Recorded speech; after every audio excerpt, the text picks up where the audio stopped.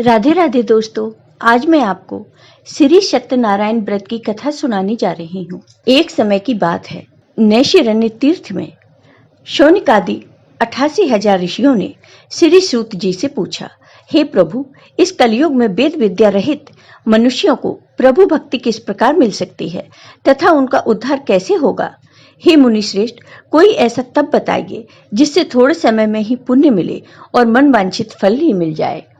इस प्रकार की कथा सुनने की इच्छा हम रखते हैं। सर्वशास्त्रों के ज्ञाता सूत जी बोले, हे वैष्णवों, मैं पूज्य आप सभी ने प्राणियों के हित की बात पूछी है, इसलिए मैं एक ऐसे श्रेष्ठ व्रत को आप लोगों को बताऊंगा जिसे नारद जी ने लक्ष्मी नारायण जी से पूछा था और लक्ष्मीपति ने मुनि श्रेष्ठ नारद जी से कहा था। आप सब भी इसे ध्यान से सुनिए। सूत जी बोले, हे ऋषियों, जिसने पहले समय में इस व्रत को किया था उसका इतिहास कहता हूं, ध्यान से सुनो। काशीपुरी नगरी में एक अत्यंत निर्धन ब्राह्मण रहते थे। भूख प्यास से परेशान वे धरती पर घूमते रहते थे। ब्राह्मणों से प्रेम करने वाले भगवान ने एक दिन ब्राह्मण का वेश धारण कर उसके पास जाकर पूछा, हे विप्र, नित्य दुखी होकर तुम पृथ्वी पर क्यों घूमते हो? दीन ब्राह्मण बोला, मैं निर्धन ब्राह्मण हूँ, भिक्षा के लिए धरती पर घूमता हूँ। हे भगवान, यदि आप इसका कोई उपाय जानते हो तो बताइए। वृद्ध ब्राह्मण कहते हैं कि श्री सत्यनारायण भगवान मनोवांछित फल देने वाले हैं, इसलिए तुम उनका पूजन करो। इसे करने से मनुष्य सभी दुखों से मुक्त हो जाता है। वृद्ध ब्राह्मण बनकर आए सत्यनारायण भगवान उस निर्धन ब्राह्मण को व्रत का सारा विधान बताकर अंतर्ध्यान हो गए।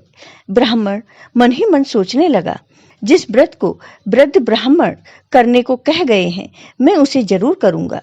यह निश्चय करने के बाद उसे रात में नींद नहीं आई। वह सवेरे उठकर सत्यनारायण भगवान के व्रत का निश्चय कर भिक्षा के लिए चला गया। उस दिन निर्धन ब्राह्मण को भिक्षा में बहुत धन मिला, जिससे उसने बंधु बांधवों के साथ मिलकर श्री सत्यनारायण भगवान का व्रत संपन्न किया। भगवान सत्यनारायण का व्रत संपन्न करने के बाद वह निर्धन ब्राह्मण सभी दुखों से छूट गया और अनेक प्रकार की संपत्तियों से युक्त हो गया। उसी समय से यह ब्राह्मण हर माह इस व्रत को करने लगा। इस तरह से सत्यनारायण भगवान के व्रत को जो मनुष्य करेगा वह सभी प्रकार के पापों से छूटकर मोक्ष को प्राप्त होगा। जो मनुष्य इस व्रत को करेगा वह भी सभी दुखों से मुक्त हो जाएगा। सूत जी बोले, इस तरह से नारद जी ने नारायण जी का कहा हुआ श्री सत्यनारायण व्रत को मैंने तुमसे कहा। हे विप्रो, मैं अब और क्या कहूँ? ऋषि बोले, हे मुनिवर, संसार में उस विप्र से सुनकर और किस किस ने इस व्रत को किया, हम सब इस बात को सुनना चाहते हैं। इसके लिए हमारे मन में श्रद्धा का भाव है। सूत जी बोले, हे मुनियों, जिसने यह व्रत को किया है वे सब सुनो। एक समय वही विप्र धन व ऐश्वर्य के अनुसार अपने बंधु बांधवों के साथ इस व्रत को करने को तैयार हुए। उसी समय एक लकड़ी बेचने वाला बूढ़ा आदमी आया और लकड़ियां बाहर रखकर अंदर ब्राह्मण के घर में गया। प्यास से दुखी वह लकड़हारा उनको व्रत करते देख विप्र को नमस्कार कर पूछने लगा कि आप ये क्या कर रहे हैं? तो उन्होंने बताया कि व्रत कर रहा हूं तथा इसे करने से क्या फल मिलेगा, कृपया मुझे भी बताएं। ब्राह्मण ने कहा कि सब मनोकामनाओं को पूरा करने वाला यह सत्यनारायण भगवान का व्रत है। इनकी कृपा से ही मेरे घर में धन धान आदि की वृद्धि हुई है। विप्र से सत्यनारायण व्रत के बारे में जानकर लकड़हारा बहुत प्रसन्न हुआ। चरणामृत लेकर वह प्रसाद खाने के बाद अपने घर गया। लकड़हारे ने अपने मन में संकल्प किया कि आज लकड़ी बेचने से जो धन मिलेगा उसी से श्री सत्यनारायण भगवान का उत्तम व्रत करूंगा। मन में इस विचार को ले बूढ़ा आदमी सिर पर लकड़ियां रखकर उस नगर में बेचने गया जहां धनी लोग ज्यादा रहते थे। उस नगर में उसे अपनी लकड़ियों का दाम पहले से 4 गुना अधिक मिलता है। बूढ़ा आदमी प्रसन्नता के साथ पैसे लेकर केले, शक्कर, घी, दूध, दही और गेहूं का आटा ले और सत्यनारायण भगवान के व्रत की अन्य सामग्रियां लेकर अपने घर गया। वहां उसने अपने बंधु बांधवों को बुलाकर विधि विधान से सत्यनारायण भगवान का पूजन और व्रत किया। इस व्रत के प्रभाव से वह बूढ़ा लकड़हारा धन पुत्र आदि से युक्त होकर संसार के समस्त सुख भोग अंतकाल में बैकुंठ धाम चला गया। सूत जी बोले, हे श्रेष्ठ मुनियों, अब आगे की कथा कहता हूँ। पहले समय में उल्कामुख नाम का एक बुद्धिमान राजा था। वह सत्य वक्ता और जितेंद्रिय था। प्रतिदिन देव स्थानों पर जाता और निर्धनों को धन देकर उनके कष्ट दूर करता था। उसकी पत्नी कमल के समान मुख वाली तथा सती साध्वी थी। भद्रशिला नदी के तट पर उन दोनों ने श्री सत्यनारायण भगवान का व्रत किया। उसी समय साधु नाम का एक वैश्य आया। उसके पास व्यापार करने के लिए बहुत सा धन भी था। राजा को व्रत करते देखकर वह विनय के साथ पूछने लगा, हे राजन, भक्ति भाव से पूर्ण होकर आप ये क्या कर रहे हैं? मैं सुनने की इच्छा रखता हूं, तो आप मुझे बताइए। राजा बोले, हे साधु महात्मा, अपने बंधु बांधवों के साथ पुत्र आदि की प्राप्ति के लिए एक महाशक्तिमान श्री सत्यनारायण भगवान का व्रत व पूजन कर रहा हूँ। राजा के वचन सुन साधु आदर से बोले, हे राजन, मुझे इस व्रत का सारा विधान बताइए। आपके कथन अनुसार मैं भी इस व्रत को करूंगा। मेरी भी संतान नहीं है और इस व्रत को करने से निश्चित रूप से मुझे संतान की प्राप्ति होगी। राजा से व्रत का सारा विधान सुन व्यापार से निवृत्त हो वह अपने घर गया। साधु वैश्य ने अपनी पत्नी को संतान देने वाले इस व्रत का वर्णन कह सुनाया और कहा कि जब मेरी संतान होगी तब मैं इस व्रत को करूंगा। साधु ने इस व्रत के वचन अपनी पत्नी लीलावती से कहे। एक दिन लीलावती पति के साथ आनंदित हो सांसारिक धर्म में प्रवृत्त होकर सत्यनारायण भगवान की कृपा से गर्भवती हो गई। 10वें महीने में उसके गर्भ से एक सुंदर कन्या ने जन्म लिया। दिनों दिन वह ऐसे बढ़ने लगी कि जैसे शुक्ल पक्ष का चंद्रमा बढ़ता है। माता पिता ने अपनी कन्या का नाम कलावती रखा। एक दिन लीलावती ने मीठे शब्दों में अपने पति को याद दिलाया कि आपने सत्यनारायण भगवान के जिस व्रत को करने का संकल्प किया था उसे करने का समय आ गया है। आप इस व्रत को करिए। साधु बोले, हे प्रिय, इस व्रत को मैं उसके विवाह पर करूंगा। इस प्रकार अपनी पत्नी को आश्वासन देकर वह नगर को चला गया। कलावती पिता के घर में रह वृद्धि को प्राप्त हो गई। साधु ने एक बार नगर में अपनी कन्या को सखियों के साथ देखा तो तुरंत ही दूत को बुलाया और कहा, मेरी कन्या के लिए योग्य वर देखकर आओ। साधु की बात सुनकर दूत कंचन नगर में पहुंचा। वहां देखभाल कर लड़की के सुयोग बाड़ेक पुत्र को ले आया। सुयोग लड़के को देख साधु ने बंधु बांधवों को बुलाकर अपनी पुत्री का विवाह कर दिया। लेकिन दुर्भाग्य की बात यह है कि साधु ने अभी भी सत्यनारायण भगवान का व्रत नहीं किया। इस पर श्री भगवान क्रोधित हो गए और उसे श्राप दिया कि साधु को अत्यधिक दुख मिले। अपने कार्य में कुशल साधु बनिया जमाई को लेकर समुद्र के पास स्थित होकर रत्नासारपुर नगर में गया। वहां जाकर दामाद ससुर दोनों मिलकर चंद्रकेतु राजा के नगर में व्यापार करने लगे। एक दिन भगवान सत्यनारायण की माया से एक चोर राजा का धन चुराकर भाग रहा था। उसने राजा के सिपाहियों को अपना पीछा करते देख चुराया हुआ धन वहां रख दिया जहां साधु अपने जमाई के साथ ठहरा हुआ था। राजा के सिपाहियों ने साधु वैश्य के पास राजा का धन पड़ा देखा तो वह ससुर जमाई दोनों को बांधकर प्रसन्नता से राजा के पास ले गए और कहा, उन दोनों चोरों को हम पकड़ लाए हैं, आप आगे की कार्रवाई की आज्ञा दें। राजा की आज्ञा से उन दोनों को कठिन कारावास में डाल दिया गया और उनका सारा धन भी उनसे छीन लिया गया। श्री सत्यनारायण भगवान के श्राप से साधु की पत्नी भी बहुत दुखी हुई। घर में जो धन रखा था उसे चोर चुरा ले गए। शारीरिक तथा मानसिक पीड़ा व भूख प्यास से अति दुखी हो अन्न की चिंता में कलावती एक ब्राह्मण के घर गई। वहां उसने श्री सत्यनारायण भगवान का व्रत होते देखा, फिर कथा भी सुनी। वह प्रसाद ग्रहण कर रात को घर वापस आई। माता ने कलावती से पूछा, हे पुत्री, अब तक तुम कहाँ थी?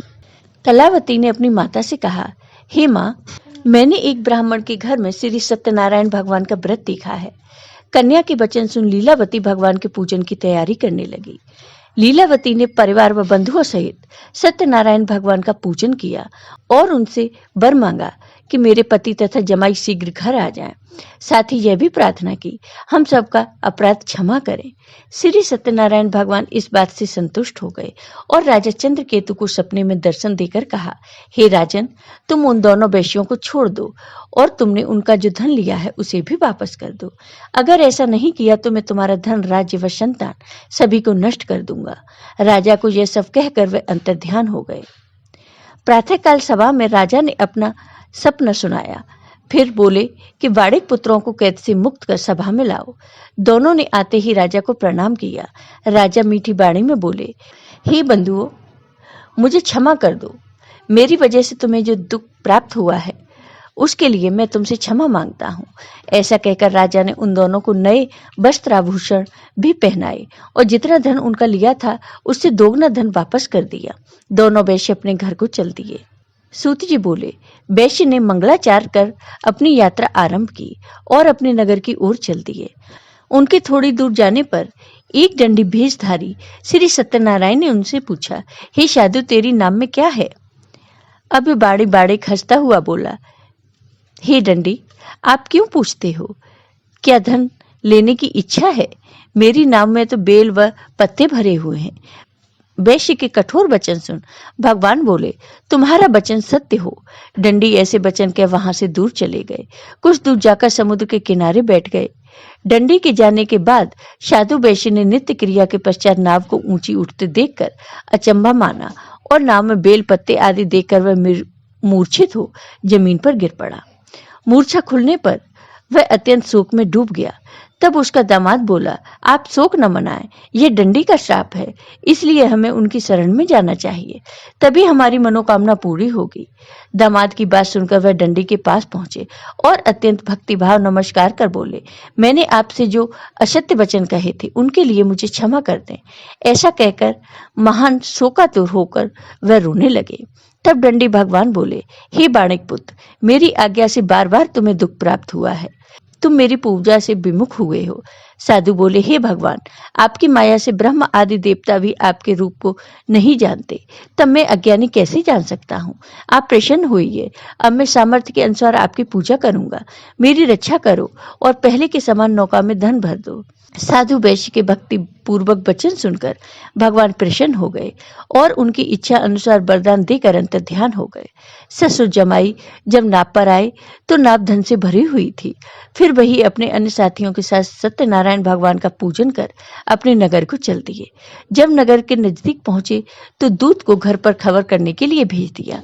दूत साधु की पत्नी को प्रणाम कर कहता है, मालिक अपने दामाद सहित नगर के निकट आ गए हैं।